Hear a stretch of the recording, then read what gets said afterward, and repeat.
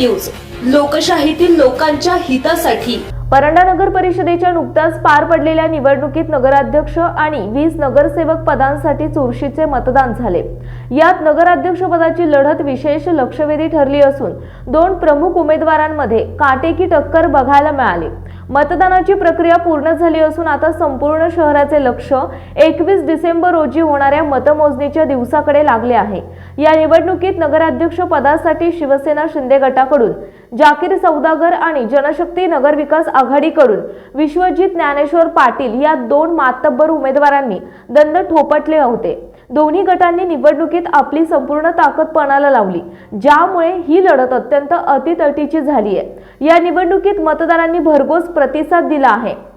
या उत्साही प्रतिसादातून कोणाचे पारडे जड होणार, कोण बाजी मारणार आणि कोणाला पराभवाचा धक्का बसणार याबाबत मात्र उमेदवारांमध्येच मोठा संभ्रम निर्माण झाला आहे। शहरात आणि मतदारांमध्येही सध्या जोरदार तर्कवितर्क आणि चर्चांना सुरुवात झाली आहे। प्रत्येक जण आपापल्या उमेदवाराच्या विजयाची समीकरणे मांडत आहे।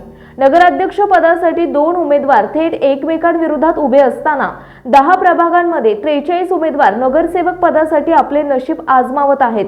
एकूण 45 उमेदवारांचे भवितव्य आता ईव्हीएम मशीनमध्ये सुरक्षित झाले असून येत्या 21 डिसेंबर रोजी होणाऱ्या मतमोजणीनंतर परंडा नगर परिषदेवर आपला झेंडा कोण फडकवणार याचे चित्र अखेर स्पष्ट होईल। संपादक आशुतोष बनसोडे। आपल्या परिसरातील महत्त्वाच्या आणि ताज्या बातम्या पाहण्यासाठी लोककल्याणार्थ न्यूज चॅनलला YouTube वर सबस्क्राइब करा आणि बेल आयकॉन प्रेस करा।